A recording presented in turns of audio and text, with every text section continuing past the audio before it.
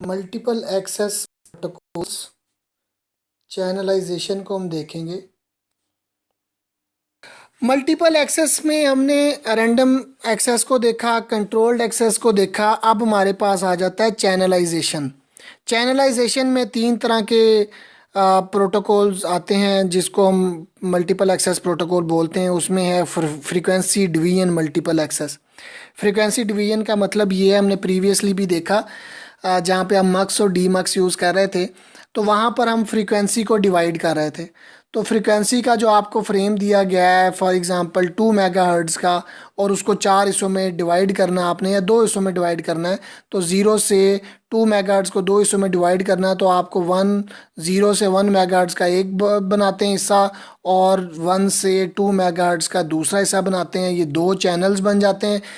एक बंदे को ये, एक यूनिट को ये चैनल दे देते हैं, एक यूनिट को ये चैनल दे देते हैं। तो यानी फ्रीक्वेंसी को मल्टीपल हिस्सों में डिवाइड करने को फ्रीक्वेंसी डिवीजन कहते हैं। तो इसमें यह है कि अब आपकी लिमिटेड फ्रीक्वेंसी है लेकिन आपकी डेडिकेटेड है लाइन।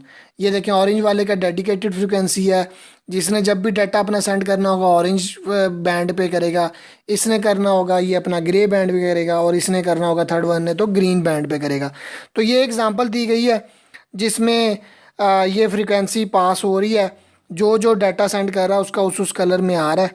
हर बैंड का अपना एक बैंड है, उसका डाटा अपने बैंड में चला जाएगा।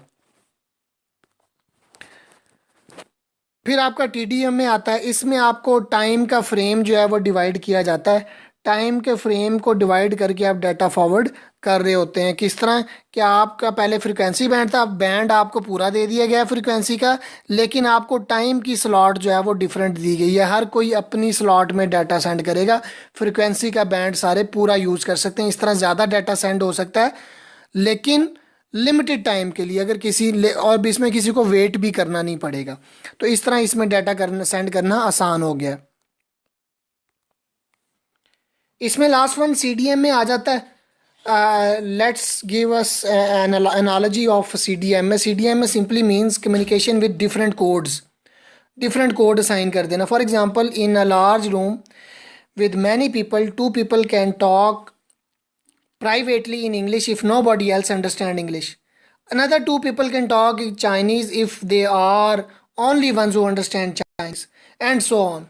In other words, the common channel, the space of the room is, in this case जो हमने केस स्टडी किया इसमें स्पेस है, can easily allow communication between several couples, दो दो लोगों को, बट इन डिफरेंट लैंग्वेजेस, जिसे हमने इस स्कीम के अंदर कोड्स का नाम दिया हुआ है।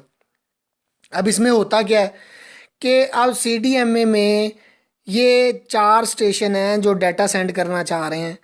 इसमें आप हर किसी को अपना एक कोड देते हैं, उसका डाटा उस कोड के साथ मल्टीप्लाई होता है। इस केस में D1 डाटा है, C1 कोड है। हर किसी का डाटा अपने कोड के साथ मल्टीप्लाई होगा, एंड में सम अप होकर उसे आप चैनल पे ट्रांसमिट कर देंगे। और रिसीवर साइड पर जिसका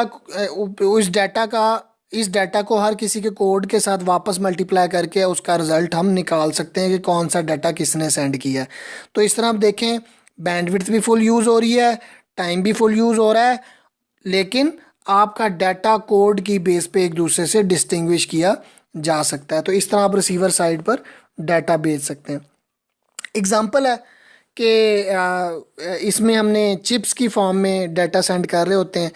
CDMA is based on coding theory. Each station is assigned a code which is a sequence of number called chips. उस कोड को चिप का नाम दिया जाता है। तो वो कोड आपका रैंडम होता है। ये वॉल्श कोड की बेसिस पे ये कोड दिया जाता है। तो मैं देखता हूँ वॉल्श कोड हम इसमें आगे डिस्कस कर रहे हैं या पीछे ही आपको बताना पड़ेगा। ठीक है जी, आपका वॉश कोड, अच्छा एग्जांपल आगे आ रही है, वहाँ पर जाकर देखेंगे। अच्छा जी, वो अब हर किसी को एक कोड दे दिया। ये देखें, अगर 4 का कोड है तो आप देखें इसमें 2 रेज़ टू पावर 2 बिट हैं, 2 रेज़ टू पावर 4 बिट हैं, तो आप इसमें 16 यूज़र्स को अकोमोडेट कर सकते हैं, अप टू 16 यूज़र्स। क्यों? क्योंकि 2 raise to power 4 different combinations बनेंगे अगर आप 4 बिट यूज़ करते हैं। और अगर आप 3 बिट का कोड, 2 बिट का कोड देते हैं, ये 2 की पावर में दिया जाता है। अगर आप 2 बिट का कोड देते हैं तो उससे अप टू आप 4 मेंबर्स को अकोमोडेट कर सकते हैं, यूज़र्स को अकोमोडेट कर सकते हैं। तो ये और ये अब ये सीक्वेंस में खासियत ये होती है, ये ऑर्थोगोनल कोड्स होते हैं, ऑर्थोगोनल सीक्वेंस होते हैं, एक दूसरे से ऑर्थोगोनल है। तो ऑर्थोगोनल का मतलब क्या होता है कि each sequence is made of n elements where n is the number of stations. मैंने बताया था कि अगर दो स्टेशन सेंड कर रहे हैं तो n 2 होगा, अगर 3 कर रहे हैं तो 3 होगा, 4 कर रहे हैं तो n 4 होगा। If we multiply a sequence by a number, every element in the sequence is multiply by that element, this is called multiplication. अब ये डाटा अगर सेंड करना है तो वो हर एलिमेंट के साथ सेंड होकर ये वो फाइनल चीज़ आती है जो आगे हमने चैनल के ऊपर डालनी होती है with other devices. If we multiply two equal sequences element by element and add the result we get n, where n is the number of elements। तो अब ये देखें कि आपने ये उसकी प्रॉपर्टीज़ कुछ हम बता रहे हैं, जब इसको आपने मल्टीप्लाई करना है दो सीक्वेंस को तो पॉइंट बाय पॉइंट है, ये इससे मल्टीप्लाई होगा, ये इससे मल्टीप्लाई होगा और देन मल्टीप्लाई होने के बाद ऐड हो जाएगा। और फिर अगर उनकी मल्टीप्लिकेशन में डिफरेंट सीक्वेंसेस को करते हैं, डिफरेंट सीक्वेंस को मल्टीप्लाई करते हैं तो उनका element by element zero result आएगा, इसी वजह से इसे ऑर्थोगोनल कहा जाता है। और एडिंग भी इस तरह वन बाय वन करते हैं, ये एलिमेंट इससे, ये एलिमेंट इससे, हर किसी से होकर और फिर हमारे पास ये रिजल्टेंट आता है। तो ये ऐड करने का, मल्टीप्लाई करने का, ये तीनों तरीकाकार हमने देख लिए। डाटा रिप्रेजेंटेशन, इसमें डाटा बिट ज़ीरो को रिप्रेजेंट करते हैं -1 से, 1 को शो करते हैं +1 से, और अगर आप डाटा सेंड नहीं करना चाह रहे तो उसे 0 से शो कर रहे होते हैं इसमें आप। ओके, इसमें हम देख रहे होंगे कि इन चैनल्स ने, इसने 0 बिट सेंड करनी, इसने भी 0, इसने 1 सेंड करना है, इसने साइलेंट रहना है। तो हर किसी को हमने कोड असाइन किया हुआ था, सबके code C1 C2 C3 C4 दिए हुए हैं। इसमें ख्याल रखना है कि ये -1 है, इसमें ज़रा एरर है, यहाँ पे ये -1 है। अब ये देखें कि हर कोई जो अगर बिट 0 सेंड करना है तो -1 से इस कोड को मल्टीप्लाई करेंगे, ये आ जाएगा पॉइंट टू पॉइंट मल्टीप्लिकेशन। -1 से इसको मल्टीप्लाई करेंगे, मेरे पास ये आ जाएगा, अपोजिट हो जाएगा, ये -1 +1 -1 +1, ये देखें -1 +1 -1 +1। ये साइलेंट है तो सब कुछ 0 हो जाएगा मल्टीप्लाई करके, और जब इसने +1 भेजना है तो एज इट इज़ ये यहाँ पर आ जाएगा। अब जब ये हमारे पास डाटा है, इसको आप करेंगे ऐड अप, क्योंकि ये चैनल के ऊपर जाना है। इनको ऐड कर दिया, ये देखें पहला इसको ऐड किया, -1 +1 ख़त्म हो गया, -1 0, तो हमारे पास क्या आ गया, -1। दूसरे को देखते हैं, दूसरे में हमारे पास क्या था, -1 सॉरी +1 है, ये -1 +1 ये ख़त्म हो गया। उसके बाद आपके पास ये -1 आ गया, ये एज इट यहाँ पर प्लॉट हो गया।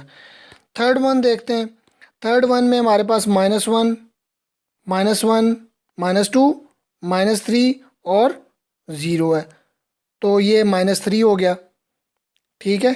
फिर हम फोर्थ वन देखते हैं, -3 हो गया था पिछला, वो -1 +1 ख़त्म हो गया, +1 और 0, ये +1 एज इट इज़ आ गया, तो उसको भी मैं ड्रॉ कर देता हूँ, ये -3 को भी। तो अब आप देखें कि आपके पास -1 -1 -3 +1 जो है वो इसके ऊपर जाता है डाटा।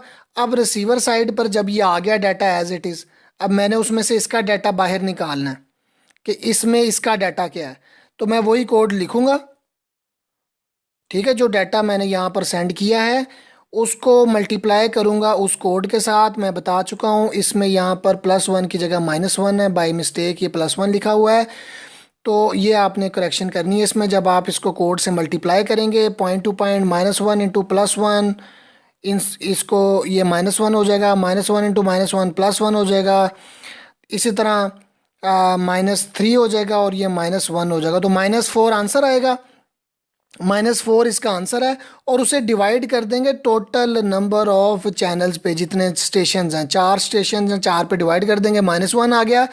-1 का मतलब है बिट 0 सेंड की है इसने, ठीक है। तो हमें आइडिया हो जाएगा -1 आ गया तो बिट 0 इसने, हमें पता था इसने ट्रांसमिट क्या की थी, बिट 0।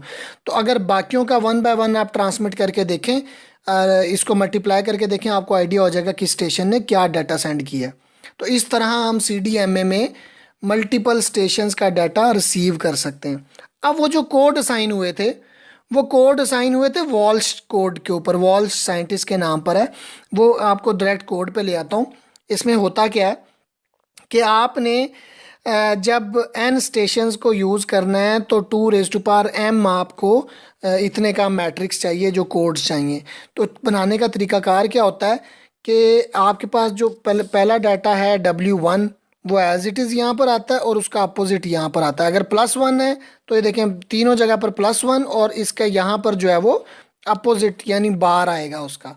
और जब इसी तरह आपने ये तो था 2 यूज़र्स के लिए, ठीक है। ये देखें 2 यूज़र्स के लिए आपको 2 चाहिए, 1 चाहिए। तो यहाँ पर आपने जब आप 2 यूज़र यूज़ करने हैं, आपने जो 4 यूज़र्स को अकोमोडेट करना है तो आपको ये वाला चाहिए। ये एज इट इज़ मैट्रिक्स यहाँ पर आ गया, यहाँ पर आ गया, यहाँ पर आ गया, और इनमें से किसी एक का उलट जो है या इनवर्स जो है वो रिवर्स यहाँ पर आ गया, अपोजिट। तो माइनस हो गया और ये प्लस हो गया। अब ये एक यूज़र का कोड है, ये दूसरे यूज़र का कोड है, ये तीसरे यूज़र का कोड है। ये काम इसने स्केयर मैट्रिक्स में ही करना है। तो 4 यूज़र के लिए उसे आपको 4x4 का स्केयर मैट्रिक्स चाहिए। तो आप इसे कंपेयर कर सकते हैं, ये आपस में ऑर्थोगोनल है, और ये जो कोड आपने पीछे असाइन किए हैं वो इसी की बेसिस पे असाइन किए हैं। यहाँ पर जो कोड असाइन है चारों यूज़र्स को, वो इसी बेसिस पर चारों यूज़र्स के कोड असाइन है, ठीक है। इसको उसी आप अरेंजमेंट में दोबारा भी ला सकते हैं। तो ये आप ये देखें कि ये वाल्श कोड कहलाते हैं, जो हम CDMA के सीक्वेंस के लिए यूज़ कर रहे होते हैं। ये एक समरी है, हमने जो पढ़े उसमें FDMA पढ़ा हमने, जिसमें फ्रीक्वेंसी डिवाइड करते थे, TDMA में आप टाइम डिवाइड करते थे, CDMA में आप कोड असाइन कर देते थे, और ये 3G तक ये यूज़ होता था। तो अब जो आजकल बेसिकली यूज़ हो रहा है वो 4G के लिए ये जो है वो ऑर्थोगोनल FDMA की मल्टीपल वेरिएंट्स हैं जिनको हम यूज़ कर रहे हैं आजकल 4G में। बट ये क्योंकि वेरी एडवांस लेवल पे हम MS लेवल पर स्टडी कर रहे होते हैं तो हम इसकी डिटेल में जी नहीं जा रहे। लेकिन आजकल जो 4G और 5G के ऊपर रिसर्च एरिया है वो बड़ा स्ट्रॉन्ग रिसर्च एरिया है, वो orthogonal frequency division multiple access को यूज़ कर रहे हैं मल्टीपल एक्सेस के एल्गोरिदम्स के लिए। CDMA की एग्जांपल है, ये आपके रिव्यू के लिए है। 2 स्टेशंस के साथ और 4 स्टेशंस के साथ, वो 2 स्टेशन का और 4 स्टेशन का एक कोड दिया गया। तो ये आपको अब बनाने आना चाहिए कि कितने स्टेशन का कोड जो है वो कैसे बना सकते हैं। तो यहाँ पर एक और एग्जांपल है, हमारे पास 90 स्टेशंस हैं नेटवर्क में, तो उसके लिए हमें M क्या होगा और N क्या होगा। M आपके पास होगा 7, N 27 और 128 आएगा। तो आप अब कैसे M कैसे किया था आपने, आप वो फार्मूला देखें दोबारा। वो फार्मूले में क्या चीज़ थी, हमने बताया था N = 2 raise to power M। तो जब आपको 90 स्टेशन चाहिए तो 2 की पावर 7 तक जाएंगे। 2 की पावर 7 आपको अकामोडेट कर देगा 128 तक स्टेशंस को। तो 128 से नीचे नीचे आप 90 आपका ये बनता है।